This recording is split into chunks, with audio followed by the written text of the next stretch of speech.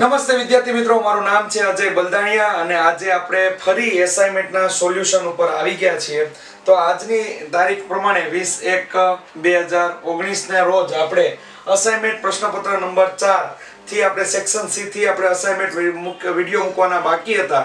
તો આજથી આપણે પાછા શરૂઆત કરી દઈએ, એટલે કે તમારી જે 27/1 ની એક્ઝામ આવે ત્યાં સુધીમાં પ્રશ્નપત્ર 5 અને પ્રશ્નપત્ર નંબર 6 ના વિડિયો આપણે કમ્પ્લીટલી મૂકી શકીએ. વિદ્યાર્થી મિત્રો, આપણે સેક્શન પ્રશ્નપત્ર નંબર 4 માં સેક્શન સી પહોંચ્યા હતા. જો વિદ્યાર્થી મિત્રો જે મારા વિડિયોને પહેલીવાર જોતા હોય ઈ આ ચેનલને સબસ્ક્રાઇબ કરી દો, અને બીજું કે તમે આ ચેનલને વિડિયો જોયા પછી ચોક્કસ પ્રમાણમાં શેર કરજો અને લાઈક કરજો અને કમેન્ટ પણ કરજો. જેમને જે ન આવડતું હોય એમને જણાવજો. અને આપણો WhatsApp નંબર તમને થંબલિંગની અંદર મૂકેલો જ છે. રેડી, એ આપણો WhatsApp નંબર છે. તે અમારી એકેડમી ઉપર તમે મતલબમાં WhatsApp કરી ન આવડતા દાખલા તમે મોકલી શકો, જેથી અમારી બનતી કોશિશ થશે એટલા અમે દાખલા તમને સોલ્વ કરીને આપશું.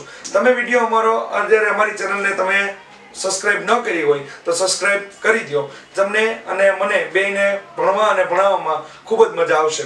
ચાલો વિદ્યાર્થી મિત્રો, પ્રશ્નપત્ર નંબર 4 સેક્શન સી, જેની અંદર પહેલો તમને 13મો ક્વેશ્ચન એવો આપેલો છે કે સાબિત કરો કે વર્તુળના બહારના ભાગમાં આવેલા બિંદુમાંથી વર્તુળ પર દોરવામાં આવેલા સ્પર્શકોની લંબાઈ સમાન હોય છે. એની પહેલા આ વસ્તુને યાદ કરવામાં પહેલા આ આકૃતિને જોવો, તમારું ડાયરેક્ટ કામ કમ્પ્લીટ થશે. વર્તુળ એના બહારના ભાગમાં આવેલું બિંદુ P માંથી વર્તુળ પર દોરવામાં આવેલા સ્પર્શકો એટલે કે T અને એ વર્તુળને T1 અને T2 માં સ્પર્શે છે. તમારે આકૃતિ ઉપરથી જ પ્રમેય લખવાનો છે અને આના બેઠા 4 માર્ક્સ લઈ લેવાના છે. ફરીવાર, વર્તુળ ના બહારના ભાગમાં આવેલું બિંદુ P માંથી વર્તુળ પર દોરવામાં આવેલા સ્પર્શકો જે વર્તુળને T1 અને T2 માં સ્પર્શે છે. તો આપણે પહેલો મુદ્દો છે કે આકૃતિમાં દર્શાવ્યા પ્રમાણે અથવા આકૃતિમાં દર્શાવેલા વર્તુળનું કેન્દ્ર O, ત્રિજ્યા R ના બહારના ભાગમાં આવેલું બિંદુ P માંથી વર્તુળને દોરેલા સ્પર્શકો ના સ્પર્શ બિંદુઓ T1 અને T2 છે. અહીંયા તમે આવા શબ્દમાં પણ લખી શકો, વર્તુળનું કેન્દ્ર O, આકૃતિમાં દર્શાવ્યા પ્રમાણે વર્તુળનું કેન્દ્ર O, ત્રિજ્યા R ના બહારના ભાગમાં આવેલા બિંદુ P માંથી વર્તુળ પર દોરેલા આવેલા બે સ્પર્શકો જે વર્તુળને T1 અને T2 માં સ્પર્શે છે. તો વિદ્યાર્થી મિત્રો, બહારના ભાગમાંથી દોરેલા સ્પર્શક હશે તો એ PT1 મતલબ PT1 PT2 થાય.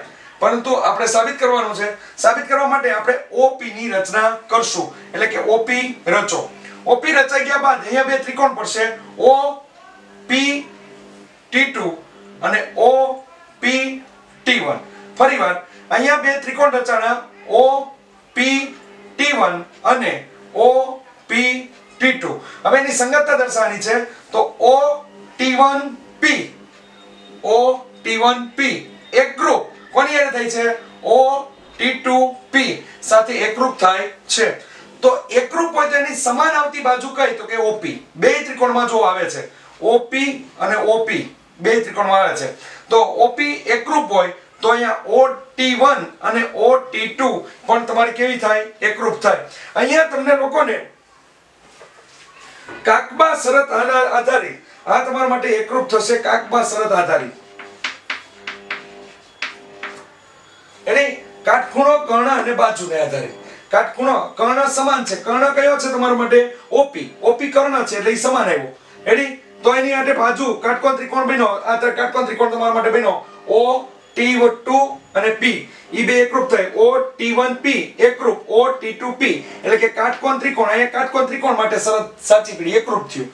તો કાટકોણ ત્રિકોણ માટે શરત સાચી પડે તો કર્ણ માટે પણ શરત સાચી પડે. તો OP એકરૂપ, રેખાખંડ OP. ત્યારબાદ બા એટલે કે બાજુ તમારી સમાન થશે. OT1 એટલે કે રેખાખંડ OT1 એકરૂપ રેખાખંડ OT2. આથી OPT1 એકરૂપ ત્રિકોણ OPT2 થાય છે. આથી PT1 એકરૂપ PT2 થાય. આથી PT1 બરાબર PT2 થાય. આથી જે તમારો પ્રમેય સાબિત થાય છે કે વર્તુળના બહારના ભાગમાં આવેલા બિંદુમાંથી વર્તુળ પર દોરવામાં આવેલા સ્પર્શકોની લંબાઈ સમાન હોય છે. મિત્રો 14 નંબરનો દાખલો, આકૃતિમાં દર્શાવેલ રેખાંકિત ભાગ સિવાયના ભાગને 100 રૂપિયા પ્રતિ મીટરના સ્ક્વેરથી પ્રમાણે ચાંદીનો વરખ ચડાવવાનો છે તો કેટલો ખર્ચ થશે? તમને આકૃતિ આપેલી છે. આકૃતિ આપેલી છે, આ ભાગની અંદર તમારે ચાંદીનો વરખ ચડાવવાનો છે.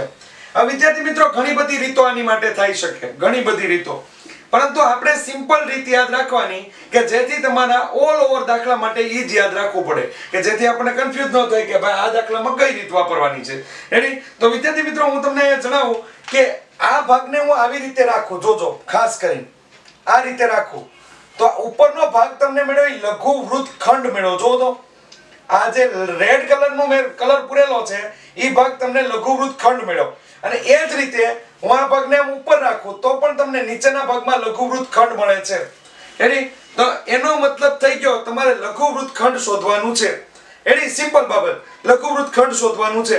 તો એક કામ કરો, એક લઘુ વૃત્તખંડ મળી જાય. હવે આનું પણ માપ બધાયના સમાન છે, વૃત્તાંશ છે, તો અહીંયા વૃત્તાંશની ત્રિજ્યા તમારે કેટલી લેવાની છે? 12. રેડી? અને ચોરસની ત્રિજ્યા એટલે ચોરસની લંબાઈ પણ કેટલી આપેલી છે? 12. ચોરસની આપણે ચર્ચા જ નથી કરવાની, તો આપણા માટે શું છે? લઘુ વૃત્તખંડ શોધવાનું છે, એ મેઈન આપણો ટોપિક છે.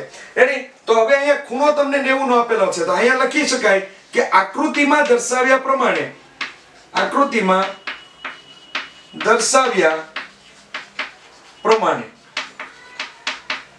રેડી? હાલો, તો કે વૃત્તાંશની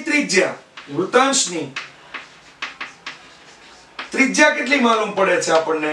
તો કે વૃત્તાંશની ત્રિજ્યા છે r = 12 મીટર. થઈ ગયું? r = 12 metre. અને થીટા બરાબર આપણને કેટલા માલુમ પડે છે? આ વૃત્તાંશમાં બે ત્રિજ્યાઓ વચ્ચેનો ખૂણો, તો કે થીટા બરાબર આપણને માલુમ પડે છે, તો કે ઈ તમને મળે છે 90 નો. રેડી? આ બે વસ્તુ મળી ગઈ. તો આપણે લઘુ વૃત્તખંડ જ શોધવાનું છે, તો આપણે એના માટે જ કામ કરી નાખી ડાયરેક્ટ કે લઘુ વૃત્તખંડ બરાબર લઘુ વૃત્તખંડ બરાબર. તો લઘુ વૃત્તખંડ ક્યારે મળે? લઘુ વૃત્તાંશમાંથી કાટકોણ ત્રિકોણનું ક્ષેત્રફળ બાદ થશે, કારણ કે થીટા બરાબર 90 નો આપેલો હોય અને ત્રિજ્યા તમને 12 આપેલી છે. એ રીતે લઈને કામ કરવાનું. તો કે લઘુ વૃત્તાંશ માઈનસ કાટકોણ ત્રિકોણનું ક્ષેત્રફળ, કાટકોણ ત્રિકોણનું ક્ષેત્રફળ. રેડી? તો લઘુ વૃત્તાંશ આપણને કેટલો મળશે? તો કે એની સૂત્ર આવશે પાઈ r² થીટા છેદમાં 360 માઈનસ કાટકોણ ત્રિકોણનું ક્ષેત્રફળ 1/2 પાયો ગુણ્યા વેધ. પણ તો અહીંયા પાયો 12 છે ને વેધ કેટલો છે? 12. એટલે હું ડાયરેક્ટ લખી નાખું r². રેડી? ગણતરીમાં ભલે તમને પ્રોબ્લેમ આવે, તમારી પ્રોબ્લેમને મારે સમજવાની છે, એટલા માટે હું તમને બધી ગણતરી સાઈડમાં બતાવીશ કે ભાઈ કઈ રીતે આવે. ડાયરેક્ટ આપણે મૂકી જ દેવું નથી, તો તમને ખબર ન પડે. એની પાઈની કિંમત, તો કે પાઈની કિંમત આપણને કેટલી લેવાની કીધી? 3.14. તો એક કામ કરો, 314 ના છેદમાં 100. રેડી? પોઈન્ટ પછી બે આંકડા છે એટલે આપણે છેદમાં 100 લખ્યા, ગુણ્યા r ની કિંમત કેટલી છે? તો કે અહીંયા આપણે શું લીધું? વૃત્તાંશની ત્રિજ્યા r = 12. તો આપણે અહીં લખશું 12 × 12. આ 12 × 12 કેમ લખ્યું? તો કે r નો સ્ક્વેર છે એટલે બે વખત આવે. થીટા કેટલાનો છે? 90 નો. તો છેદ ગુણ્યા 90 છેદમાં કેટલા આવશે? 360 માઈનસ 1/2 હજી કેટલા આવશે? 12 × 12. આ રીતે થઈ ગયું. હવે લોકો આપણે કામકાજ શરૂ કરી, તો કે એની અંદર બરાબર 0 0 અહીંયા ઉડી જાય. અહીંયા આવશે 9 ચોક 36, એટલે અહીં 9 ચોક 36 થયો, એટલે 9 9 ઉડી ગયા. રેડી? 4 તેરી 12, એટલે અહીંયા 3 આવી ગયા. ઓકે, પાછળનામાં કેટલો ભાગ ઉડે છે આપણે જોઈ લઈએ. તો કે અહીંયા થઈ જાય 6 દુ 12, એટલે ઉપર કેટલા આવી ગયા? 6. રેડી? 12 પંચા 60 અને 12 છંગ 72, એટલે અહીંયા -72 આપણે લખી નાખ્યા અત્યારથી ના. ખબર પડી ગઈ? અને ત્યારબાદ હવે આનું કામકાજ શરૂ કરીએ. તો કે આના કામકાજની અંદર તમારા લોકોએ 12 તેરી 36, એટલે 314 ગુણ્યા 36 અને ભાગ્યા કેટલા છે? 100. આ રીતેનું કામ કરવાનું છે. 314 ગુણ્યા 36 ભાગ્યા 100. હવે એનો ગુણાકાર કરવો હોય તો ડાયરેક્ટલી કરીએ કે તમ તારે ગુણાકાર આરામથી થઈ જાય. જો અહીંયા હાલો, ઉપર બે આંકડા છે એટલે 36, અહીંયા 3 1 અને 4. એટલે આ તમને એમ લાગે કે ભાઈ ગુણાકાર કરવામાં કેટલી વાર લાગે છે, પણ ગુણાકાર કરવામાં વાર ન લાગે. આની તમને પ્રેક્ટિસ પડી ગઈ ને એટલે 14મા ચેપ્ટરનો દાખલો એકોય ખોટો ન પડે, કારણ કે એમાં મેક્સિમમ ગુણાકાર આવે. તો આ એક કામ પતી ગયું. આ રીતે જોડી દેવાના વિકીને. હાલો, 3 તેરી 9, તો અહીંયા 0 9, 6 તેરી 18, એટલે અહીંયા 18, 3 1 3 0 3 0 6 અને 4 તેરી 12, અને અહીંયા આવી ગયું 6 ચોક 24. હાલો 4 અહીં કેટલા થઈ ગયા 10, 10 નો 0 વિધા પડી 1, 8 ને 1 9, 10, 10 ને 3 13, 13 નો તગડો વિધા પડી 1, અહીંયા 9 ને 1 10 ને 1 11, 11 થઈ ગયા. એટલા આવ્યા 11 304. હવે એને ભાગ્યા કેટલા છે 100, તો 2 પોઈન્ટ કાઢી નાખવાના એટલે અહીંયા જવાબ તમારો આવી ગયો 113.04 માઈનસ 72. હવે આ 72 નો પોઈન્ટ માંથી બાદ કરવું એટલે તમારા માટે રેડી જોવું પડે, નકર તમારો પ્રોબ્લેમ આવે. તો એના માટે આપણે હવે કામ કરી નાખીએ તો કે 113.04 પોઈન્ટ ની નીચે પોઈન્ટ મૂકી દો, 72 ને આગળ લખવાના 0 0 4, 0 માંથી 0 જાય 0, પોઈન્ટ નો પોઈન્ટ, 3 માંથી 2 જાય 1, 11 માંથી 7 ને કાઢવાના એટલે કેટલા આવશે 4, 41.04 આવ્યું. તો અહીંયા જવાબ લખી નાખો 41.04. હવે આનો એકમ કયો છે તો કે મીટર, તો અહીંયા આવી જાય મીટર નો સ્ક્વેર. આ તમને કેટલા લઘુ વૃત્તખંડ મળ્યા? એક લઘુ વૃત્તખંડ મળ્યું. એની કોઈ બી એક, મતલબ તમે ધારેલું હોય કે ભાઈ હું પેલા નીચેનું શોધું છું તો નીચેનું મળ્યું, અને તમે એમ કહો કે ઉપરનું મેળવીએ છીએ તો ઉપરનું મળ્યું. હવે એને ગુણ્યા કેટલા કરવાના 2, કેમ કે આપણે રેખાંકિત ભાગ, તો કે એનો મત લખી નાખીએ રેખાંકિત ભાગનું ક્ષેત્રફળ, રેખાંકિત ભાગનું ક્ષેત્રફળ, તો કે કેટલું મળશે રેખાંકિત ભાગનું ક્ષેત્રફળ? તો કે અહીંયા આવશે 2 ગુણ્યા 41.04. હાલો 4 દુ 8, 0 0 પોઈન્ટ, 2 દુ 2 કા 2 અને 4 દુ પાછો 8, 82.08 મીટર સ્ક્વેર મળી ગયું. આપણને અહીંયા કીધું છે રેખાંકિત ભાગનું ક્ષેત્રફળ 82.08 મીટર સ્ક્વેર આપણને મળી ગયું. રેડી? તો હવે આપણને અહીંયા રકમમાં શું કીધું ને ખાસ કરીને વાત આવશે કે રેખાંકિત ભાગ છે એની સિવાયનો ભાગ. રેડી? તો રેખાંકિત ભાગ સિવાયનો ભાગ એટલે આ ભાગ થઈ ગયો. તો આ ભાઈ ભાગ મેળવવો હોય તો એના ચોરસના ક્ષેત્રફળમાંથી એને શું કરવું પડે? બાદ. તો આપણે એમ કહીએ રેખાંકિત ભાગ સિવાયનો ભાગ, તો કે રેખાંકિત ભાગ સિવાયનો ના ભાગનું ક્ષેત્રફળ બરાબર. તો અહીંયા શું થઈ જશે? અહીંયા થઈ જાય ચોરસનું ક્ષેત્રફળ માઈનસ આ જે આવ્યું છે રેખાંકિત ભાગનું ક્ષેત્રફળ એ લખી નાખવાનું, રેખાંકિત ભાગનું ક્ષેત્રફળ. હાલો ચોરસનું ક્ષેત્રફળ તો કે 12 ગુણ્યા 12 એની માઈનસ આનું કેટલું આવ્યું 82.08.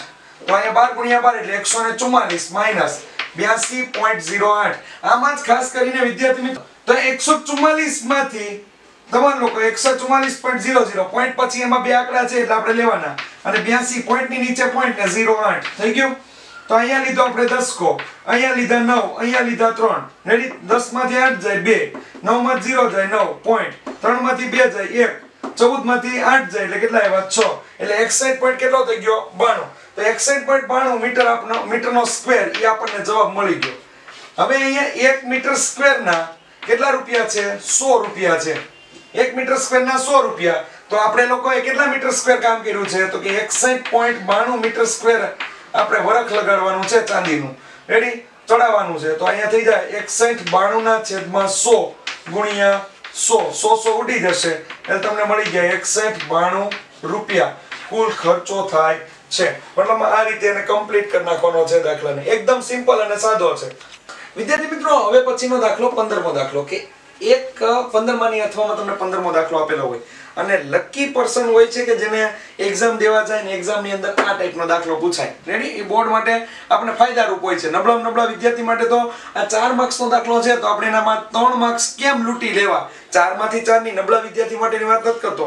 રેડી? એટલે હોશિયાર વિદ્યાર્થીઓની વાત નથી કરતો, નબળા વિદ્યાર્થીની વાત કરું છું. 4 માંથી 3 માર્ક્સ લૂંટી કેમ લેવાય એને માટે આપણે કામ કરાવવાનું છે. અત્યારે જે મેથડ હું વાપરું છું એ મેથડ થી વાપરો તમે તારા વિદ્યાર્થી મિત્રો સક્સેસ તમારા હાથમાં જ છે.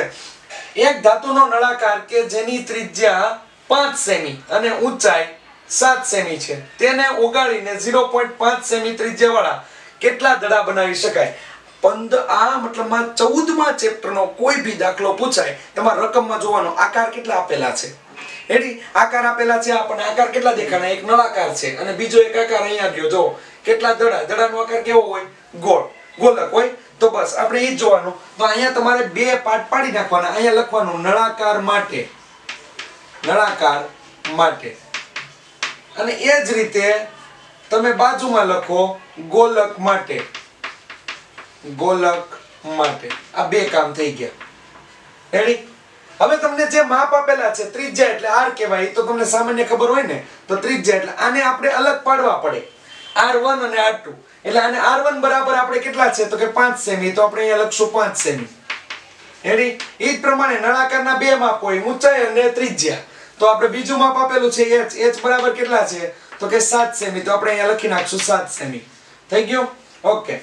પછીનું કામ અહીંયા ગોલક માટે 0.5 ત્રિજ્યા, 0.5 સેમી ત્રિજ્યા. તો 0.5 છે એટલે 0.5 ની અંદર આપણે શું કરશું તો કે અહીંયા ત્રિજ્યા r2 0.5.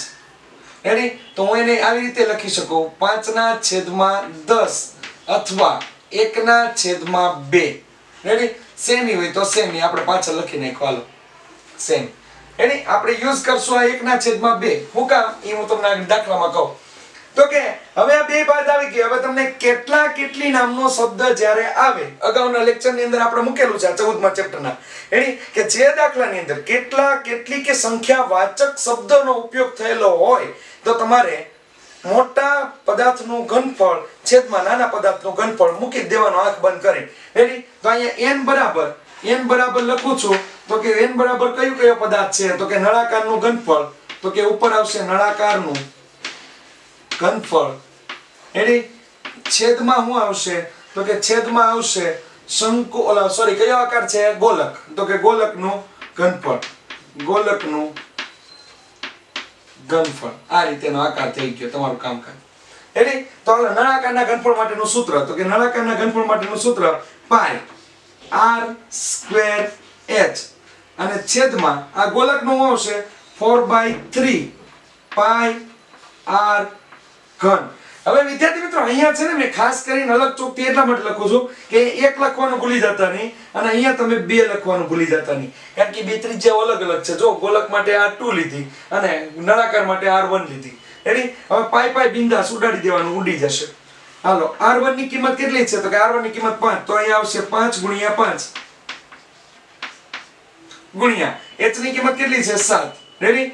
અહીંયા જો 4/3 એટલે કે છેદનો છેદ એ ક્યાં જાય અંશમાં, એટલે ગુણ્યા 3 છેદમાં 4 ગુણ્યા 1/2 છે. જો અહીંયા આપણે લેવાનું, તો અહીંયા થઈ ગયું 1/2 ગુણ્યા 1/2 ગુણ્યા 1/2 આટલી વાર આવ્યું. રેડી? તો વિદ્યાર્થી મિત્રો અહીંયા ભાગ ઉડે છે તો આપણે ઉડાડ નાખવાના, જેટલા ઉડતા હોય એટલા. તો કે અહીંયા 2 ઉડી ગયા, હાલો થઈ ગયું 4 ઉડી ગયા. હવે 2 વધ્યા, 2 છેદનો છેદ ક્યાં વયો જાય અંશમાં, તો કે અહીંયા થશે તમારો 25 ગુણ્યા 2 ઉપર ગયા એટલે 2 ગુણ્યા 7 તેરી 21. રેડી? તો અહીંયા થઈ ગયું 50 ગુણ્યા 21. 50 ગુણ્યા 21 એટલે 5 એકા 5, 5 દુ 10 અને આ પાછળ 0 લાગી જાય. આટલા દડા બનાવી શકાય. દડાની સંખ્યા તમને આટલી મળી ગઈ 10 50. એની ડાયરેક્ટ એ દાખલો કમ્પ્લીટ થઈ જાય. અને એ જ રીતે તમને લોકોને 10 50 બનાવી શકાય. Answer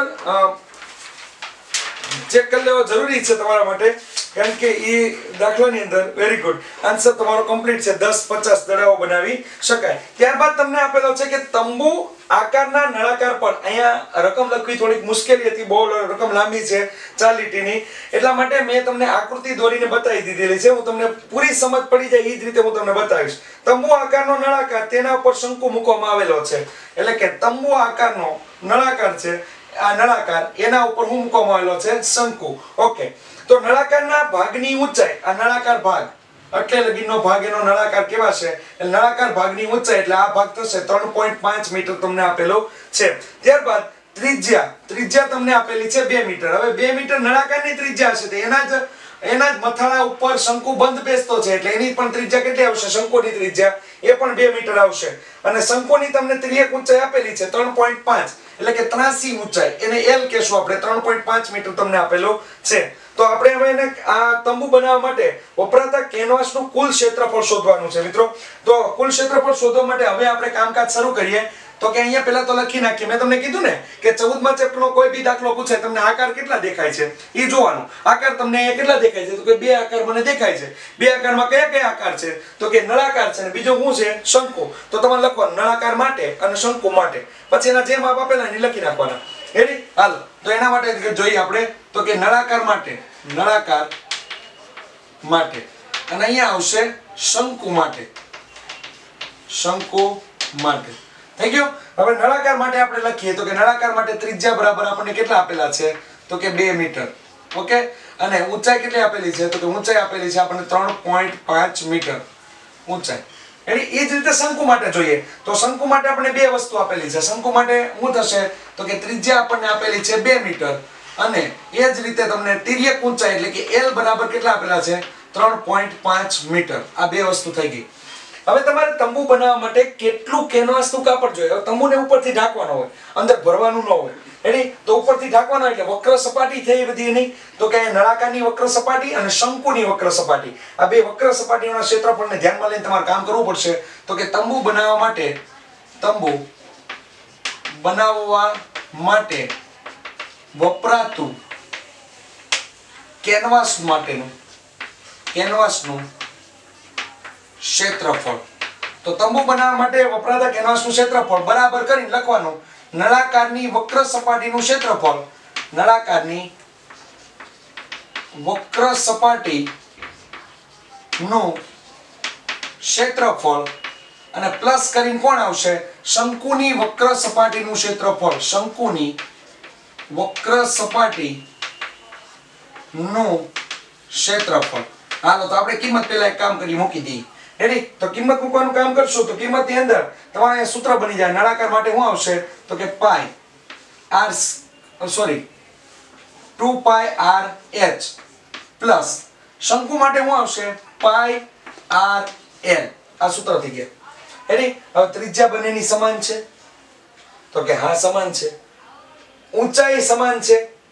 ready? તો એ સમાન છે. તો મારા ખ્યાલ પ્રમાણે કેલા કિંમત મુકાય પછી કામ કરાય. તો કે જો 2 ગુણ્યા અહીં પાઈની કિંમત કેટલી લેવાની છે તો કે પાઈની કિંમત એઝ ઇટ ઇઝ 22/7. પરંતુ જો અહીંયા પાઈ સમાન છે, આ LL પણ સમાન છે, RR પણ સમાન છે, આ બધી વસ્તુ સમાન છે, પાઈ વધારાનું છે. તો આપણે એક કામ કરી નાખીએ, અહીંયા આ રીતે કામ કરી નાખો. પાઈ R H છે પણ H બરાબર L છે. એક કામ કરો કિંમત મૂકી જ દો પછી કામ કરશું આપણે. 2 ગુણ્યા પાઈની કિંમત 22/7 ગુણ્યા R ની કિંમત કેટલી છે 2 ગુણ્યા H ની કિંમત કેટલી 35/10 પ્લસ અહીંયા આવશે 22/7. આની કિંમત આવી ગયા. R ની કિંમત કેટલી છે 2 અહીંયા એ જ પ્રમાણે 35/10. તો કે અહીંયા થઈ જાય 7 પંચાને 35 એટલે અહીંયા 5 આવ્યા 5 2 10. ઓકે કામ પત્યું. અહીંયા જો 7 પંચાને 35 5 2 10 કામ પતી ગયું. તો કે અહીંયા 22 2 કેટલા થઈ જાય 44 અને અહીંયા કેટલા થઈ ગયા ખાલી 22 આપેલા છે એટલે 22. તો કે કુલ ટોટલ સરવાળો થઈ ગયો 66 મીટરનો સ્ક્વેર. એની વક્ર સપાટીનું ક્ષેત્રફળ એટલે સ્ક્વેર આવશે. હવે તમને લોકોને અંદર બીજી કન્ડિશન આપેલી છે કે ક્ષેત્રફળ આપણે મળી ગયું, કેનવાસનું ક્ષેત્રફળ કેટલું જોશે. હવે કેનવાસનો ભાવ છે પ્રતિ મીટરનો 1000 રૂપિયા. રેડી? તો પ્રતિ મીટરનો 1000 રૂપિયા હોય તો 1 મીટર કેનવાસની કિંમત 1 મીટર સ્ક્વેર કેનવાસની કિંમત કેટલા રૂપિયા છે 1000 રૂપિયા. તો અહીંયા 66 મીટર સ્ક્વેર કેનવાસની કિંમત કેટલા રૂપિયા થાય તો 66 ગુણ્યા 1000 એટલે 66000 રૂપિયાનો કુલ ખર્ચો થાય. રેડી? આમ તમારે લખી નાખવાનું કે આમ વપરાતું કેનવાસ 66 મીટરનો સ્ક્વેર અને તેના માટે થતો ખર્ચ 66000 રૂપિયાનો ખર્ચ થાય છે. અને વિદ્યાર્થી મિત્રો એની અમારી તમે વિડીયો પૂરેપૂરો જોયો હોય રેડી તો અમારી ચેનલને સબસ્ક્રાઇબ કરો અને એને ચોક્કસ પ્રકારે શેર કરો રેડી જેથી આ વિડીયો છે એ બધા વિદ્યાર્થીઓને મળી શકે અને એના ફાયદા મતલબ બોર્ડની પરીક્ષાની અંદર એને ફાયદો થઈ શકે. અને સેક્શન ડી આની પછીનો છે. સેક્શન ડી ની અંદર પાયથાગોરસનો પ્રતિપ્રમેય છે, સોરી પાયથાગોરસનો જ પ્રમેય છે. એટલે પાયથાગોરસનો પ્રમેય તમે ચોપડીની એઝ ઇટ ઇઝ બેઠો જ હોય છે એ કરી નાખો. નીચેના હાથમાં રાઇડર આપેલી છે. રાઇડર માટે આપણે છેલ્લે તમને એ કામ આપવશું અને તમને ભણાવી દેશું એટલે રાઇડર તમારી કમ્પ્લીટ થઈ જાય. અને જે નીચે રચના તમને આપેલી છે એ રચનાનો વિડીયો આપણે ઓલરેડી મૂકી ચૂક્યા છીએ આપણી ચેનલ ઉપર. રેડી? તો તમે પ્લેલિસ્ટની અંદર STD10 એમ લખેલું હશે એમાં તમે ખોલશો એટલે તમને રચનાના વિડીયો તમને મળી જાય. Ready? Thank you so much.